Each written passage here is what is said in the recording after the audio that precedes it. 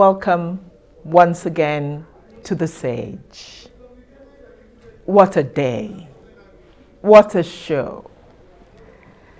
If I had ever dreamed in this my journey with you as the Sage of a perfect show, a show that would capture all the things that are intrinsically important to me, this would have been the show. Why? But before that, I am Dr. Kechi Obuago, your Sage, your host on this show. Why? Why am I so touched? Why am I so passionate?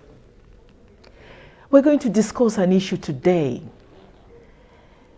that for a large part of my life as a person, I have considered to be the most important things in terms of issues. Women empowerment, gender issues concerning women, young girls, young boys, safe motherhood. No woman should die giving birth, that ultimate service. Youth empowerment, reproductive health and reproductive rights. Nothing in my mind can be more important. It is a mandate which it isn't just that I have heard about it, I have lived it for almost 20 years. Preached it, designed programs, traveled across the world. And during those years, I used to proudly say there could be no better mandate. And indeed, there still is no better mandate. And what is the second reason? On set with me today is the absolutely perfect person to discuss these issues with us. First, because she, at this point in time in history, is at the helm of affairs for the great organization that handles these issues. But also because she's a remarkable, remarkable human being. I am so proud to admit that she's been a friend of mine for a long time. A woman with remarkable attributes, great leadership qualities. I could go on and on.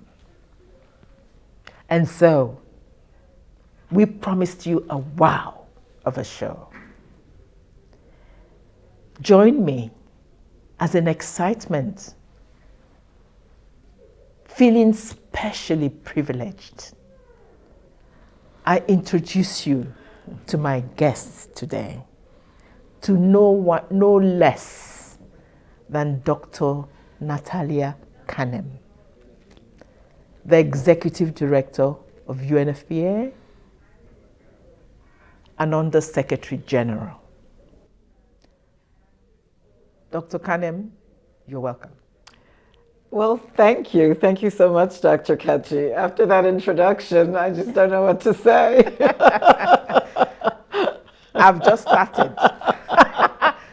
See me Thank open you. my iPad. For you to get somebody like Dr. Kanem on set, it would be gross injustice not to give her the honor that is hers. Dr. Natalia Kanem is the United Nations Under Secretary General and the Executive Director of the United Nations Population Fund, Unfpa. She was appointed Unfpa's Executive Director by the United Nations Secretary General in 2017. Dr. Kanem joined the UN in 2014 as the Unfpa country representative in the United Republic of Tanzania. And in 2016, she was named the Assistant Secretary General and Deputy Executive Director programs in UNFPA. Dr. Kanem has more than 30 years of strategic leadership experience in the fields of preventive medicine, public and reproductive health, social justice, and philanthropy. She started her research careers with the Johns Hopkins and Columbia University School of Medicine and Public Health. Previously, she served as the founding president of Elmer Philanthropies Incorporated and as senior associate of the Lloyd Best Institute of the West Indies. At the Ford Foundation, from 1992 to 2004, she funded pioneering work on women's reproductive health and human rights, serving first in West Africa, and I'm proud to say in Nigeria Yes. for quite a bit of time, and eventually as the Deputy Vice President for Peace and Social Justice programs in Africa, Asia, Eastern Europe, Latin America, and North America. She holds a medical degree from Columbia University in New York and a master's degree in public health with specializations in epidemiology and preventive medicine from the University of Washington in Seattle. She is a magna cum laude graduate of Harvard College in History and Science. In 2019, Dr. Kanem presided over the Nairobi Summit on ICPD at 25. I was there. Yes. She marked the 25th anniversary of the International Conference on Population and Development. She is a well-recognized and powerful advocate for the rights and choices of women and girls.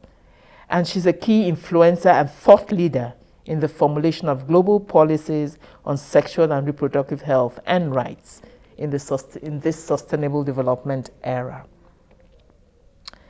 She's been listed as one of the top 100 on gender equality. Dr. Kanem is the 5th executive director of UNFPA since the fund was founded in 1969. And I am privileged to say that I did indeed serve under 4 of those 5 executive directors. Yes.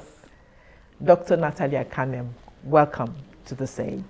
Thank you. Thank you very much, Dr. Kachi. And you are a sage in these matters, so I'm really happy to be here. It's such a pleasure. I feel as if I won the pool. I won the lottery. Because it's not often that somebody with your schedule and your brilliance, if you don't mind my saying so, can make out time to discuss. So we're going to make the most of it. Bear with me. Very good. Bear with me. Good. Bear with us. Our audience are sitting on this edge of their chairs, waiting to hear. Before I open up and leave you to talk, which is why you're here, let me just say that there was so much I thought we could discuss with you. So I decided to be, good and chose just 4. I felt we will start with asking you about that global, wonderful mandate that is UNFPA's.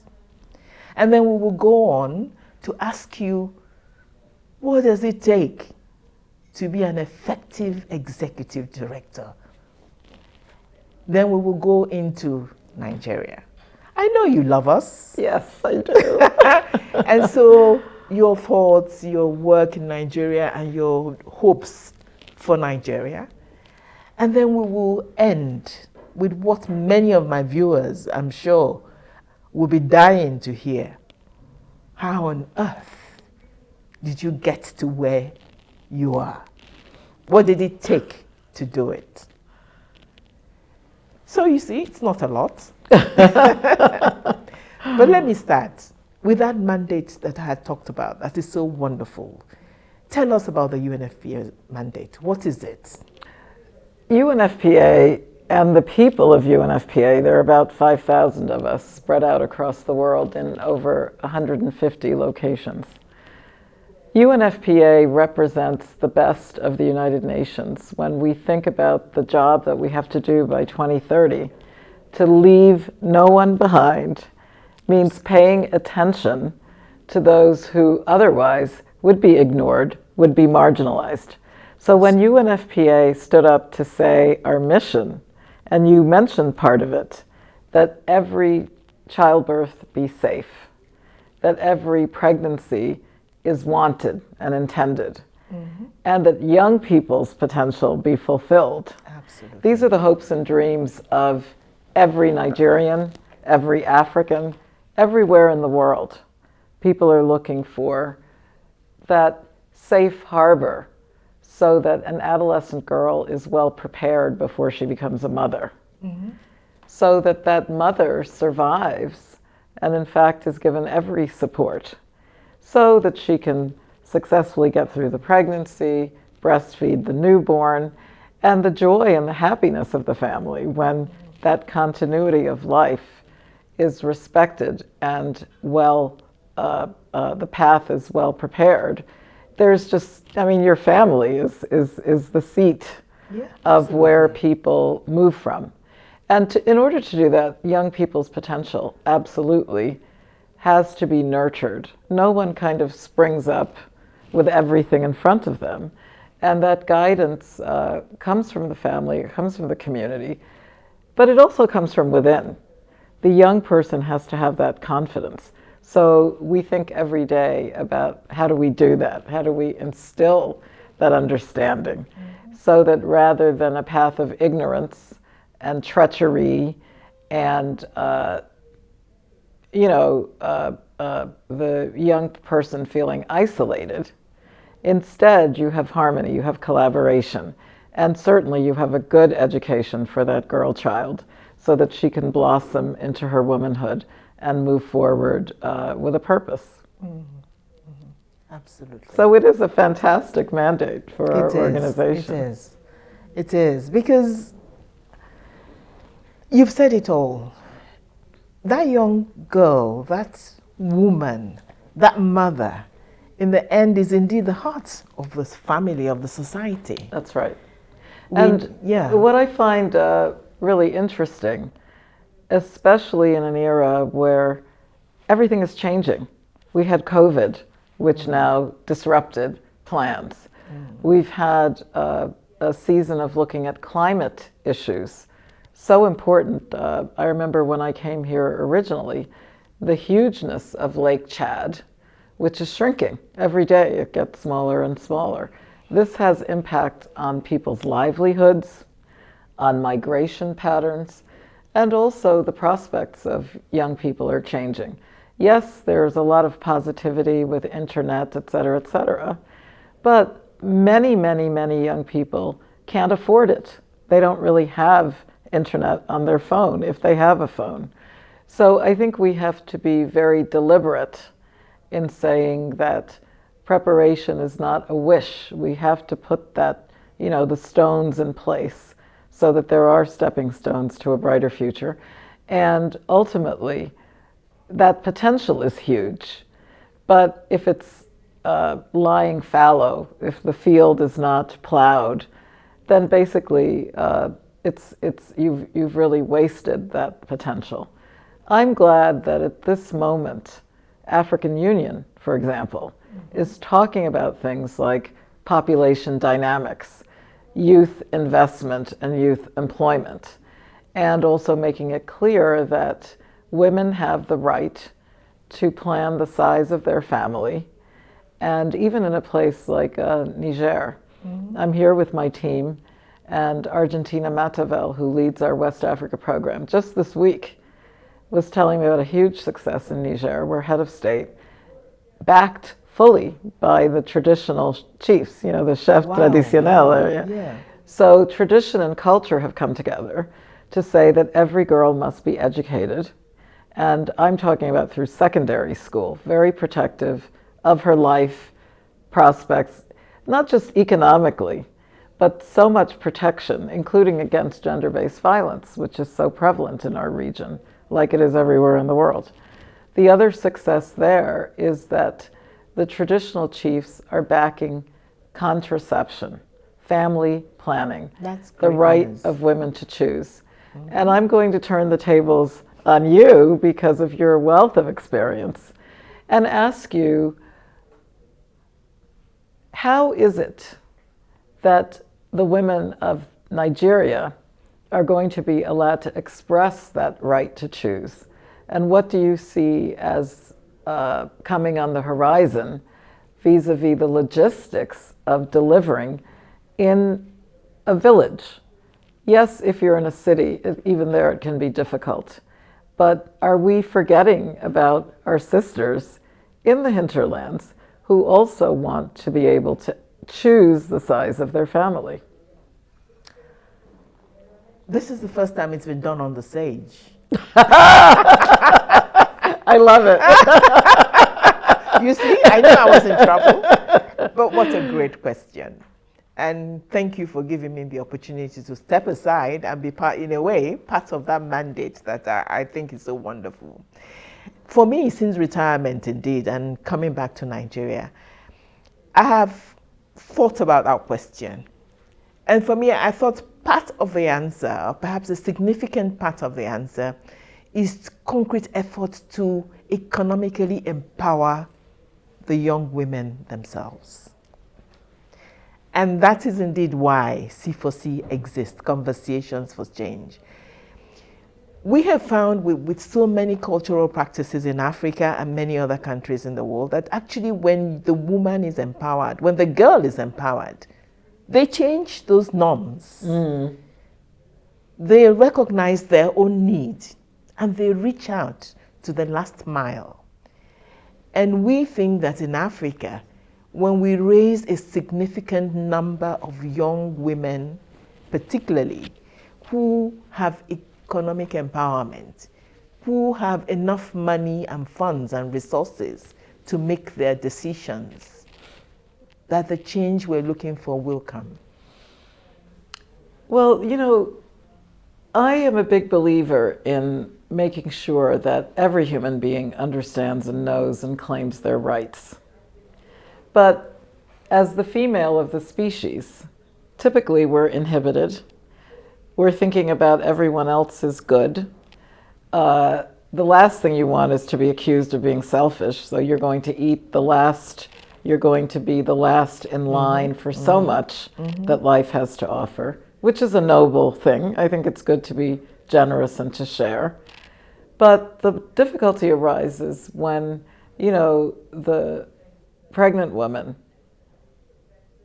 is sacrificing her nutrition and therefore the nutrition of her newborn in order to adapt to gender norms which don't serve the purpose. They may have long ago, but they no longer do. And I've been challenged from issues, for example, of what we've termed bodily autonomy. It means the right to say, my body is my own. Even by devoted fathers who have cautioned me and said, well, executive director, does the body of the girl really belong to her, or does she belong to the family? And the right to one's own body is enshrined in so many human rights declarations over the course of time.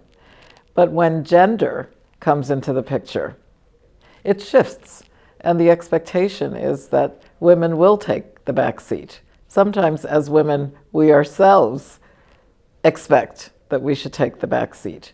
So to change that mindset among young women, we also need allies of young men. And that's something which I believe you've said over the years. And I think the new generation has been a bit more successful in terms of airing these issues. But for me, the success will come when that rate of gender-based violence goes down. And as you know, tomorrow we start the 16 days leading up to the Human Rights Day on against gender-based violence. And so these are really, really important issues, I think, for parents to discuss with young people. Young people are already discussing with each other. I worry about the misinformation that's out there, of course. But I think young people have had a lot of courage in terms of saying, you know, I have the right to my education, including about sexual and reproductive health matters that for so many hundreds of years have been taboo, and for so many hundreds of years have really damaged people's lives out of ignorance. I mean, these are profound words, and they couldn't have come at a time when I think the issue, the burden of gender-based violence is probably at its peak as we speak. And I think, unfortunately, sadly, the COVID has made everything worse. Yes.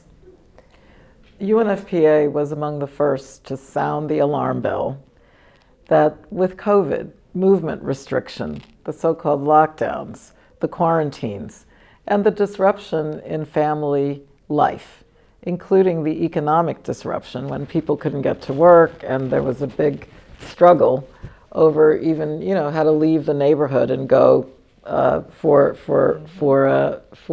your livelihood. The markets were closed. We feared that girls being out of school as well would sadly be seen as an opportunity to take advantage of girls. And up to today, in conversations with UNICEF, that girls don't return to school, which typically happens once they drop out. So COVID really posed big challenges.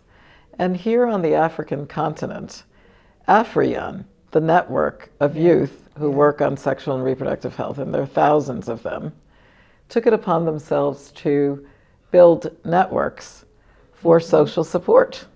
So, for example, many of them went into neighborhoods and helped older people during COVID. So you saw that intergenerational cooperation. It was really beautiful. We also had young sports guys who made sure to stand up and stick up for their sister, their neighbor, the girl next door, who was being harassed or attempts made to disrespect her during this time of COVID. Yet and still, and the statistics are fresh in my mind, in a place like Kenya, the teenage pregnancy rate swooped up by 40% last year. I'm not surprised. Right. Latin America, where I come from, same story. And this is on a backdrop where in Nigeria, for example, already 2 out of 5 marriages is girls under the age of 18. So we have a lot of soul searching to do. And again, I am a big believer in giving information to the person who has the rights. If I'm a rights holder, I'm so much more protected if someone tries to harass me or to sexually assault me, if I know that this is wrong, and at whatever age, if I can scream at the top of my lungs and demand for my rights. But you know what? Right now, girls are being told, you be quiet. Girls should be seen and not heard, and all this type of foolishness. Girls have a voice. They're actually very smart, and they have a lot to say, and we should do everything in our power to encourage them to speak. And I think there's nothing like bright sunlight and truth to be able to bring that rights holder her rights to her doorstep. And we see the benefits of this. I'm very excited. I'll be meeting your Minister of Finance during my mission, a female. You've had a lot of gender successes here in Nigeria. And of course, our Deputy Secretary General, Amina Mohammed, hails from right here. And so I think the time is now, especially with the challenges of girls out of school, COVID, the climate issues. It was Claude Ake who taught me that the African farmer is female. The person you see bent over the hoe is a woman at labor, and we have to do everything to protect her land, to make sure that she can succeed in the market, and also that her reproductive health is looked after. Your health is your wealth. and for women to be exhausted by pregnancy against their choice. Those days are still with us in many of our communities. Sadly. You know, this is something I could go on talking about for several days. Me too. But remembering that I said we will cover just a few more sections, I will at this point in time move on to the next one. But I'm sure this important mandate will also be, in a way, be a part of that discussion and say, these needs are there, which you have so eloquently described. There are variations across the world. In Africa, sometimes from where I sit, I feel as if it's most acute. But also it's there in Latin America, it's there in Asia, and so on and so forth.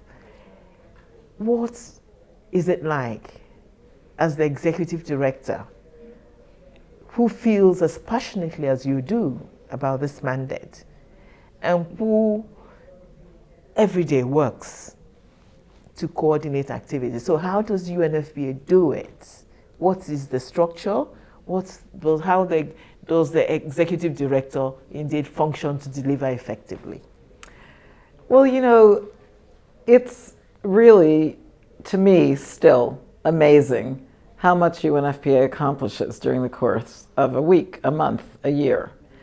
And as you know, I stand on the shoulders of my predecessor, the late Professor Babatunde Oshotimehin, who I actually had known from the period when we met here in the early 90s. Yes.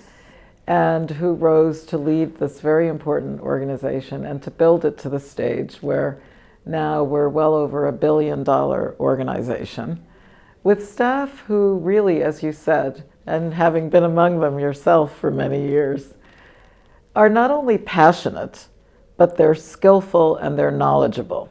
So the excitement that we bring is helping communities figure out how are we going to do something together.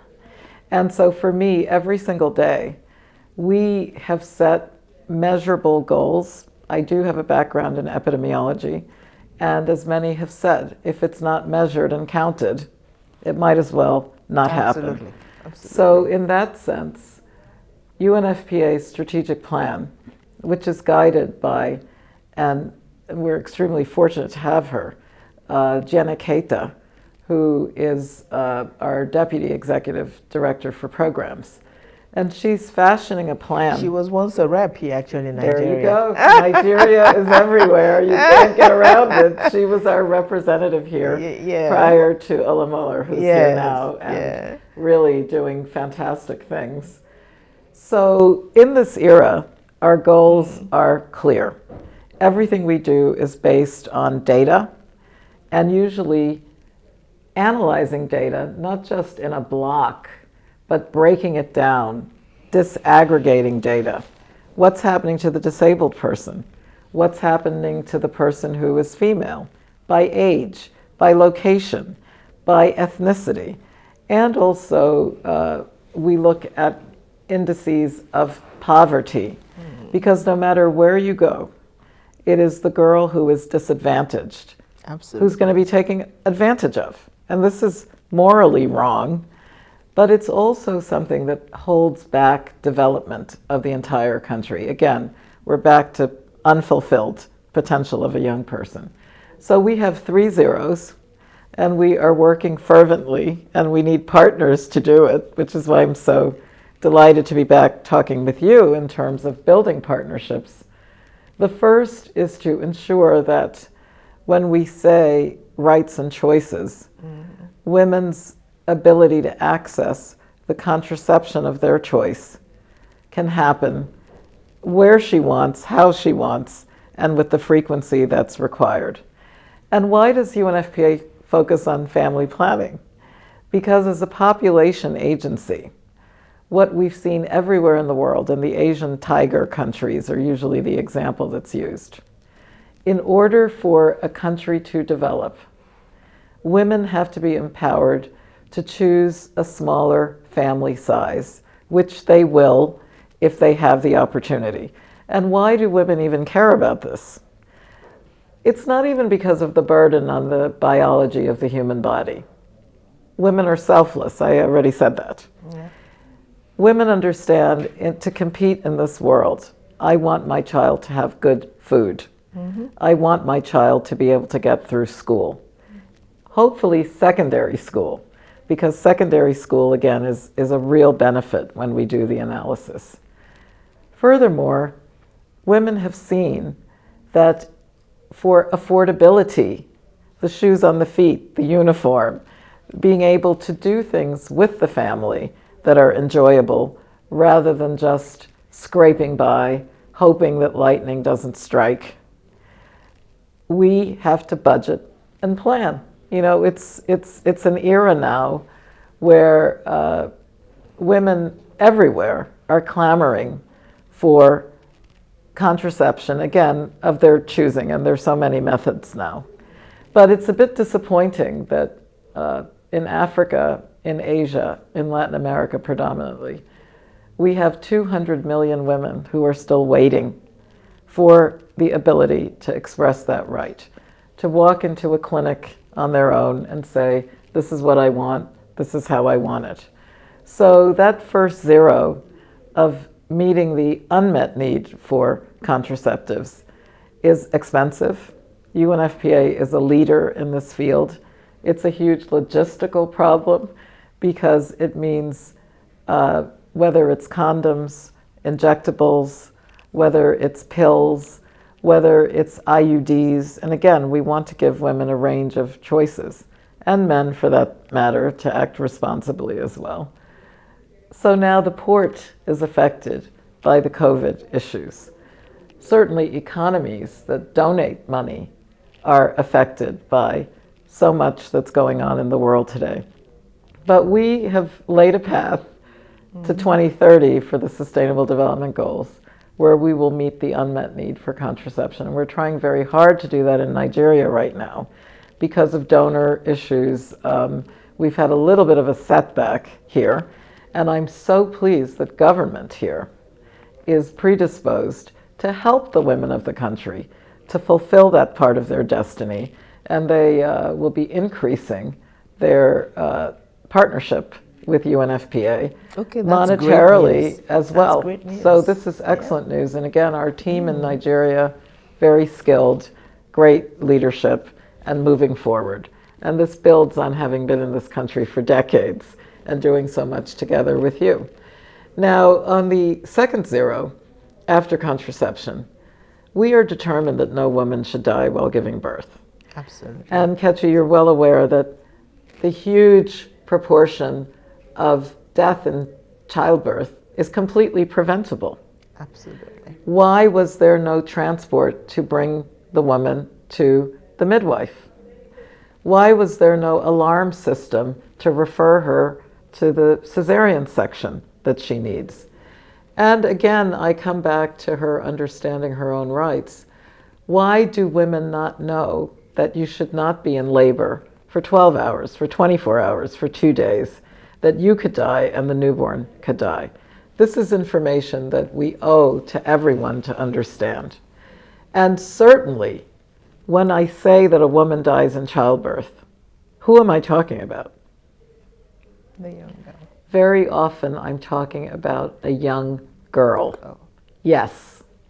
So one of the predictable consequences of pregnancy before the age of 18, and you know, you can be married in many countries before the age of 18 and have 2-3 children by the time you're 20.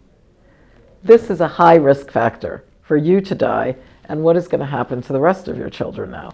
What is going to happen to the family that depends on the central element, which typically is the mom?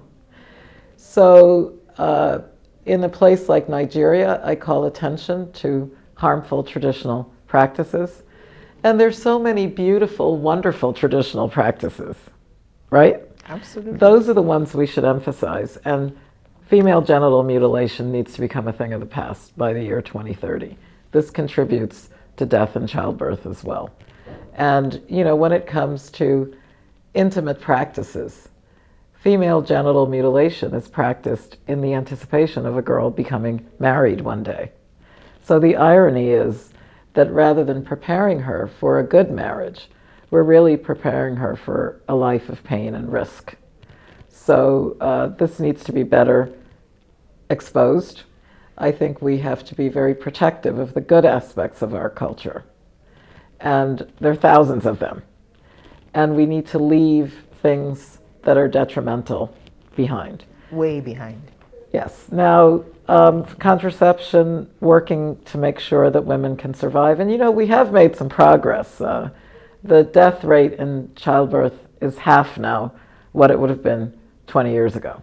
So when you've conquered a problem, the last mile is always the most difficult. Yeah. Do you see what I mean?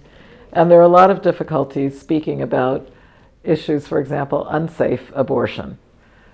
There are many women, well, again, girls, who resort to unsafe abortion because of shame and stigma of having sex before marriage. It happens, but it's a taboo. And I think as a sage, and as a midwife, as a doctor myself, as so many of us who care about the fate of a young girl, shame is a killer. And we need to prepare her not to be in that predicament.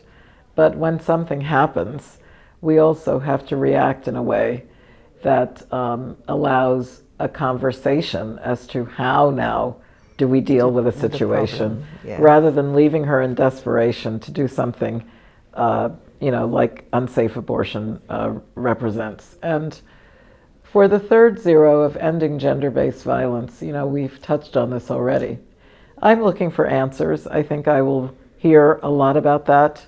During my trip, I'll be visiting with Chibok girls, for example, and UNFPA has been very supportive with Ministry of Women, Ministry of Justice, trying to assure that anyone who's kidnapped or anyone who's subjected to sexual and gender-based violence can be healed. Part of the healing is physical, medical. That's actually the easier part because the mental burden can be very high.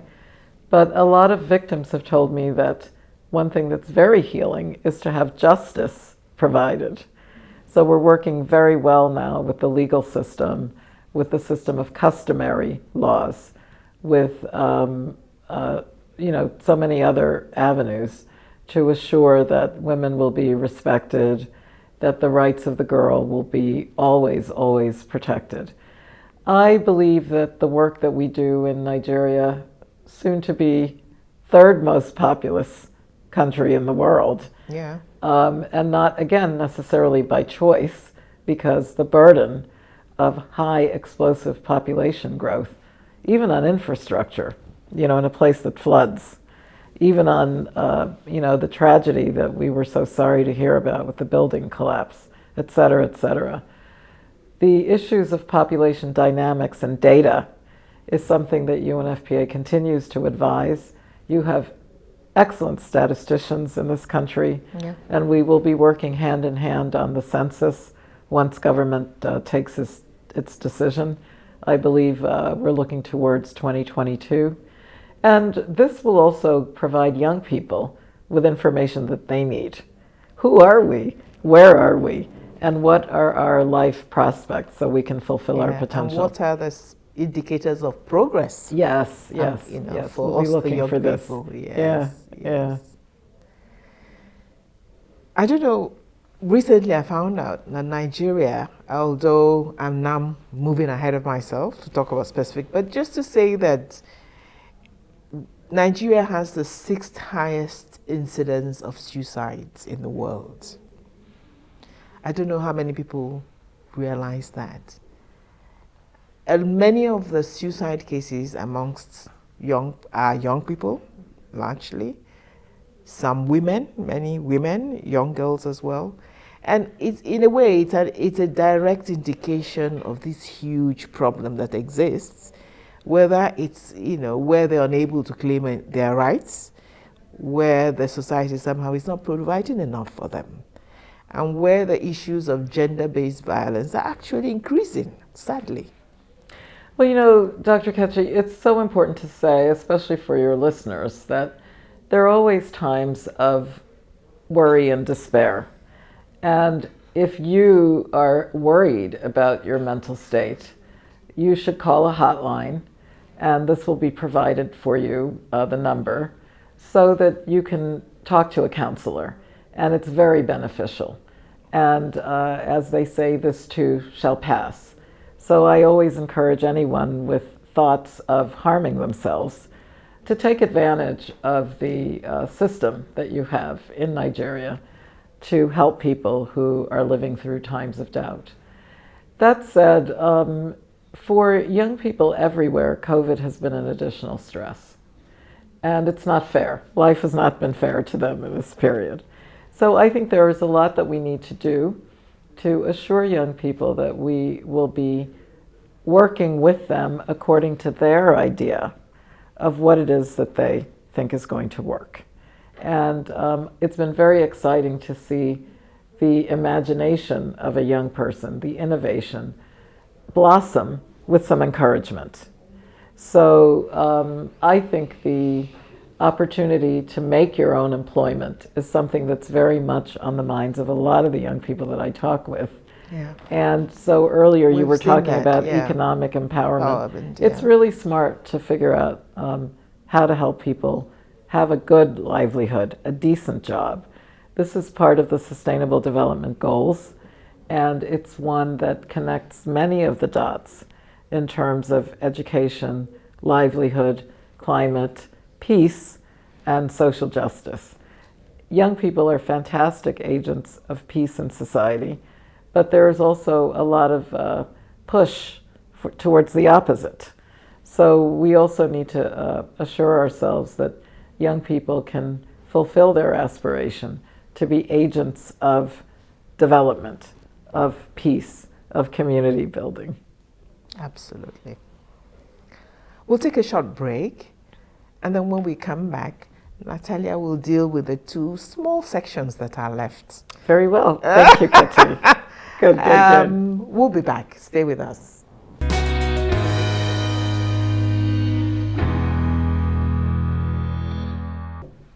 Welcome once again to The Sage, and thank you for having been with us. Oh, it's been absolutely fabulous. We've been talking to Natalia, Dr. Natalia Kanem, let me say it properly, the Executive Director of Unfpa, but who is an old friend of mine. And it's been wonderful, it's been rich, but there's still so much to discuss. Yeah, I wanted you to say the story of how we met. I'm coming to that. I'm coming to that. But I want you, before I go into that, to just tell us a little about your experience of Nigeria. I almost consider you a Nigerian. Absolutely, thank you. And I'm going to give you a little opportunity to talk a little about your life, your work and life in Nigeria, which continues now, of course, even more importantly as Executive Director. And then we'll move on to that very intriguing last part of the discussion.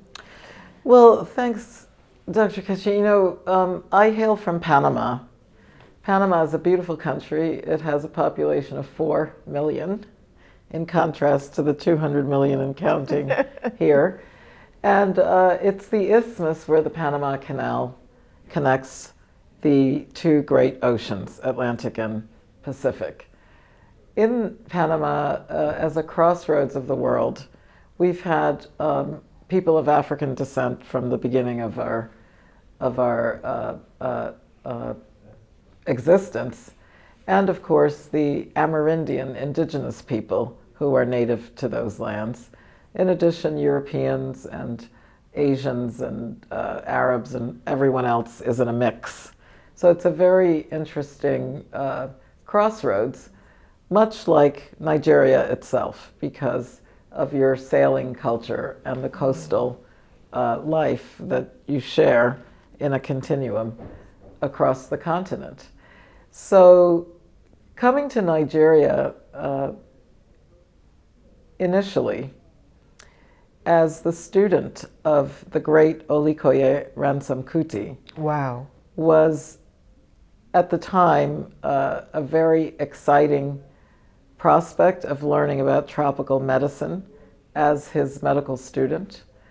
But now, with the gift of hindsight, you realize that the exposure to some of these ideas and principles of primary care, and Prof was a huge champion as a leading pediatrician around the world, but certainly as one of the great fathers of public health here in Africa, of paying attention to the child under the age of 5. And this increased my understanding that if you, I'm a pediatrician myself, if you want the baby to survive, look to the mother. What happened to her early in her childhood is going to follow her throughout the course of her life. Absolutely. And affect her pregnancy, her well-being. And now we know so much about the state of the health of the mother's happiness. All of this contributes to happy, healthy baby as well. And family. And family. So coming to Nigeria as a medical student in the heyday, booming economy, you know, up until today, everywhere I go, you meet Nigerians who are leading in their field. And that was certainly the case when I was here at the Lagos University Teaching Hospital.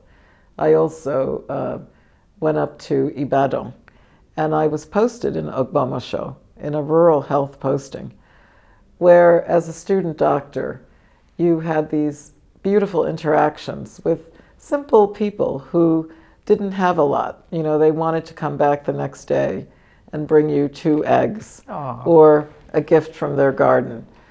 But they understood this principle of mutuality, of helping each other.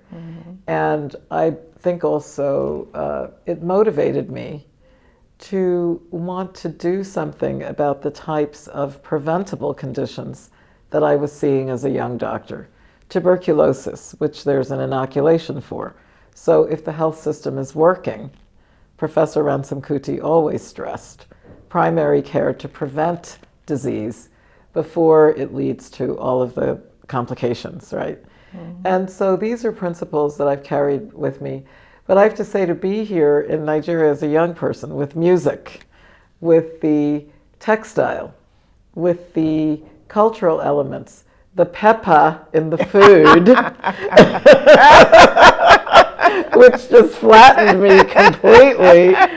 It was very, very exciting. And many of my cohort in the medical school and in the dental school included Caribbean students who were supported by Nigeria with scholarships. Your Commonwealth links and the generosity of the people here led to this. My Ghanaian colleagues, so many of us are still in touch. We still love each other. We've been able to learn together, and I think to have a real imprint on action. We understood that you don't have to be a big person. You don't have to be a man. You don't have to be somebody with a big name family in order to be able to help in your corner. And this, I think, is really wonderful, because there's no greater pleasure than knowing that you've been able to make a difference, you know, in a bad situation. And so for Nigeria, I think the influence of women like Chief Bisi Ogunleye, who famously led the Country Women Association of Nigeria, rose on the world stage to talk about things like hunger and the woman farmer, and also the ability of leadership, not just at the political level, but in the marketplace.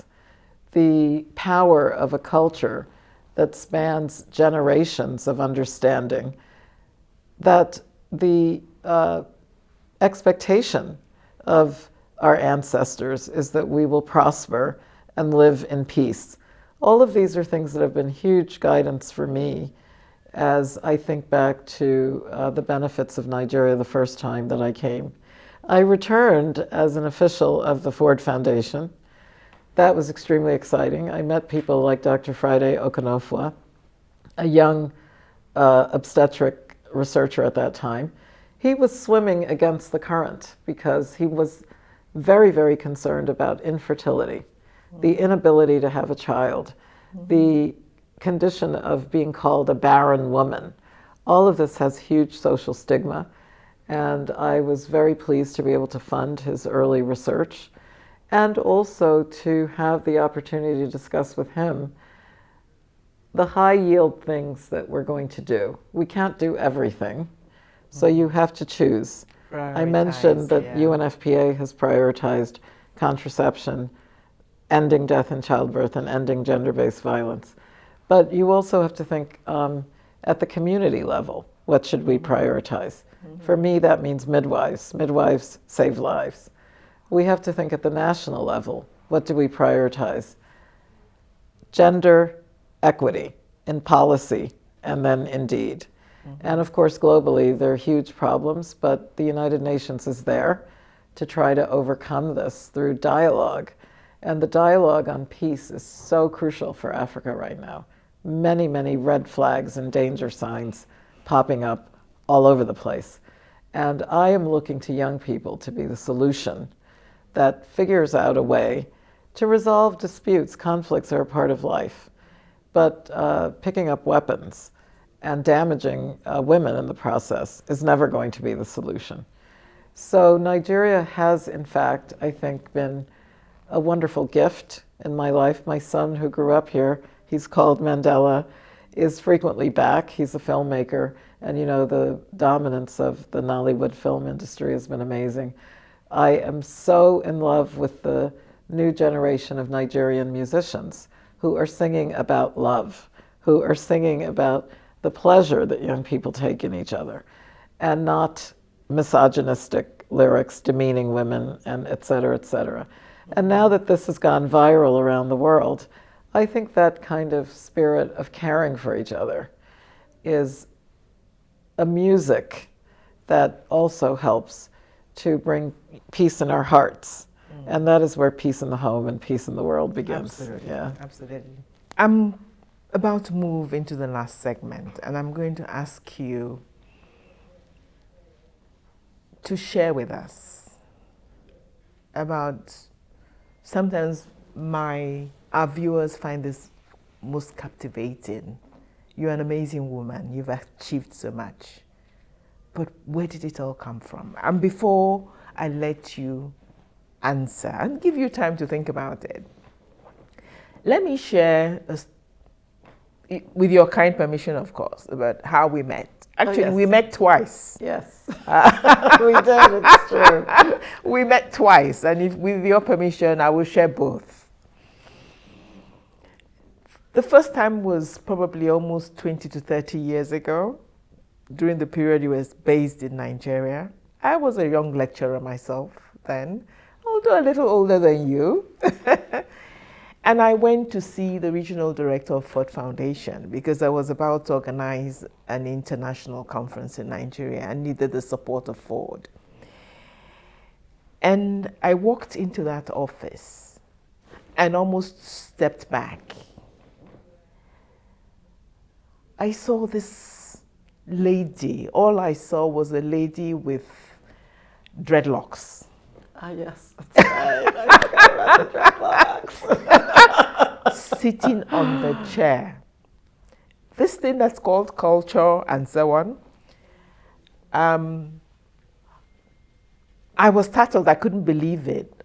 I had to compose my face as I sat down, you know. And we started talking. 5 minutes into the discussion, I forgot all about dreadlocks. I was just listening to the sheer intelligence, constructive discussion, wonderful questions that were coming out from this lady, and so on and so forth. And by the time I left the office, I kept saying to myself, hey, come, something just happened there. By the time I finished the 1 hour to 30 minutes, 1 hour meeting, I didn't see dreadlocks. All I saw was a beautiful mind that had a wonderful grasp of the situation I came to discuss and so on. Natalia, I'm making a public confession here. You did something to me that day that I have never forgotten. A lesson that I learned and which I think helped to shape my own life. That in the end, in the final analysis, it's not your gender. It's not the color of your skin. It's what's in there and in here that matters. And you see, why I tell the story was, on reflection, it must have taken a great deal of courage for that young lady that you were to have taken on the world. You were born a woman of color. Perhaps coming from small Panama was also, to a certain extent, a greater disadvantage. Despite all those challenges, you showed me a spirit that fought the system. That took on the world and say, well, if it's my hair and my color and my gender that is your problem, that's your problem. It's not mine. I think story. That's so interesting. You might not have thought of it that way, but so that true. is, yeah. But that was what it was, because it took courage. It took courage at that time to do it, to do dreadlocks, to sit in the office and say, I'm regional director, whether you like my dreadlocks or not. And then the second time we met was years after. We then went our separate ways. I also joined an international development community. I joined Unfpa. And I think it took us like another 10, 15 years to meet again. And we met in New York. Yes. Together now in Unfpa. And she was saying, oh, I worked in Nigeria many years ago, and so on and so forth. I am Natalia Kanem. I said, oh, I used to know a Natalia Kanem in those days in Nigeria. And she was saying, yeah.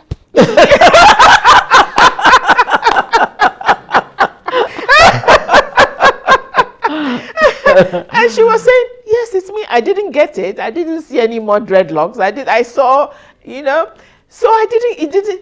And then finally I said, oh, it was you.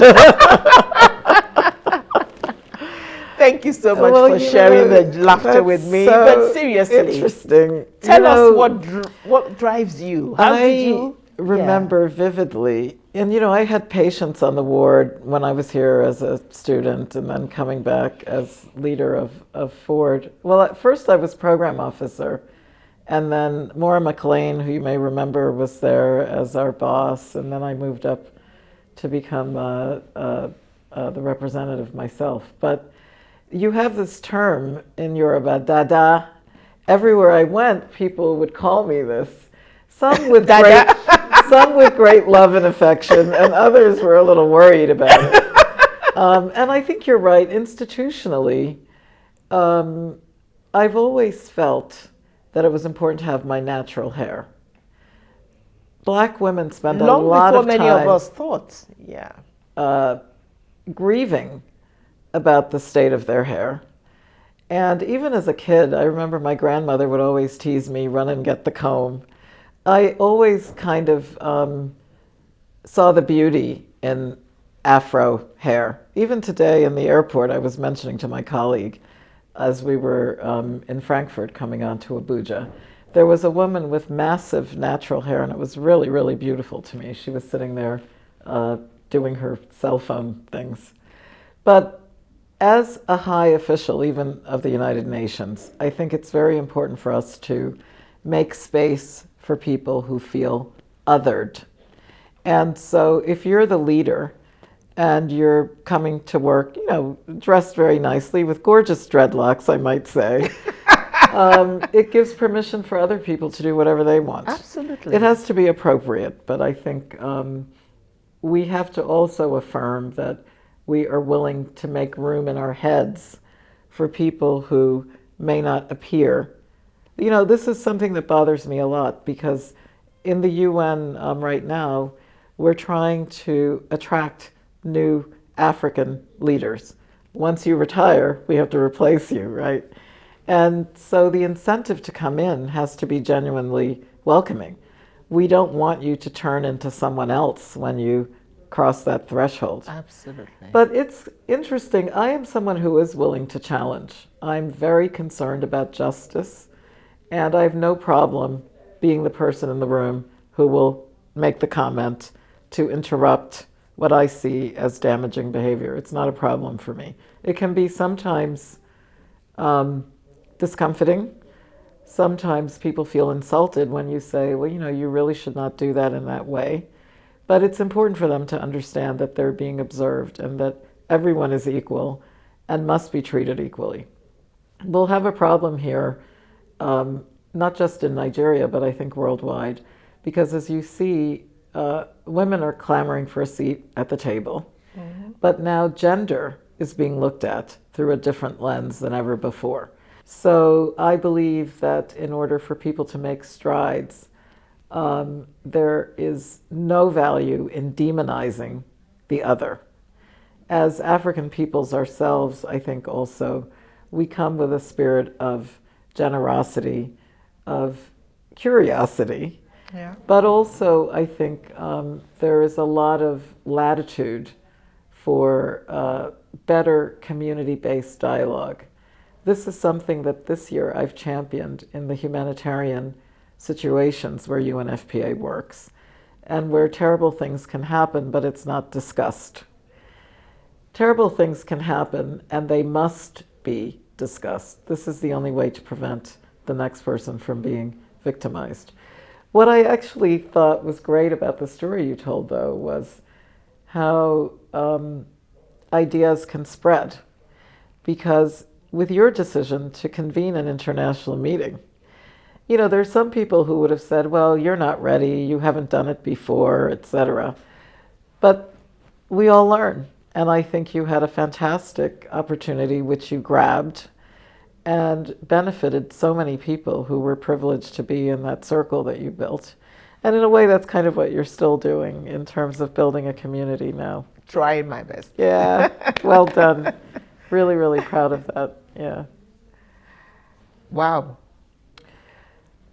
Well, look, I would like to say that part of the success of UNFPA is its staff. And in Nigeria, we've been really pushed to think creatively how to work with communities, because you're such a diverse country. Absolutely. And geographically challenging country, but very beautiful country as well.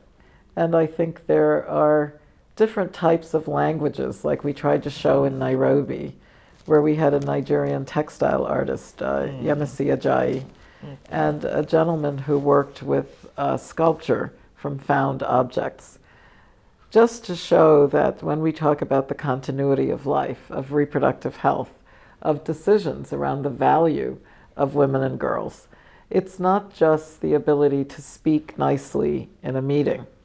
It's really the day-to-day life of people. And it is women who weave, it's women who make soap, it's women who are potters, it's women who dye the indigo that is so renowned and beloved all over the world. There's a type of wisdom in somebody who can sit there patiently and make the basket grow and come to life. Yeah. And I think these are all metaphors for understanding that women and girls demand their respect, they're owed their respect, and to pledge that we will all make sure that we give them their due. So thank you, Kechi, for what you've been able to do. Your career in UNFPA is legendary. I think through the service that you gave in United Nations, you literally touched hundreds and thousands of women and girls, millions, really, when we think about the training manuals and the efforts that you did in terms of leading the contraceptive supplies program from its little footsteps to the huge program that it is today. And it's a blessing to have people who care, who are willing to step forward and willing to lead in the way that you have. I think it bolsters my leadership to be surrounded by other such people who are caring, but also determined to see that things change for the better.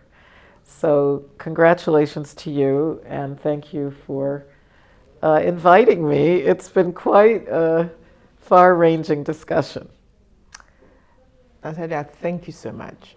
I'm going to be selfish. Usually I ask my guests to say a few last words, but after that beautiful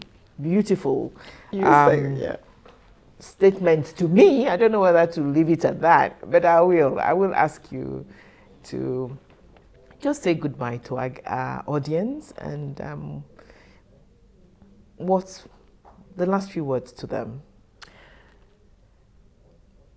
Stay hopeful and stay determined. This is a Nigeria that is a giant, not just in Africa, but in the world. And it's going to take all of us to work in concert to make the world better.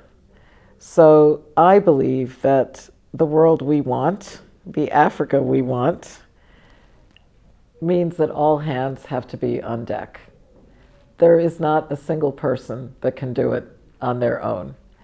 And my appeal always is to listen to the young people who are in your life, invite them to express their opinion, and make sure that, in particular, young women are aware that you're going to be in their corner. You're going to help them. You're going to back them. And I assure you that UNFPA will do our best to do exactly the same thing. Thank you. Thank you so much. Thank you. And all the best. We thank you all. It's been a great show. She's done us a great honor, pearls of wisdom, but also sharing and giving us the opportunity to know that this great organization called UNFPA is in the hands of a very remarkable lady. Natalia, thank you so much. Thank you. Thank you so much. Bye-bye. We'll see you all next week.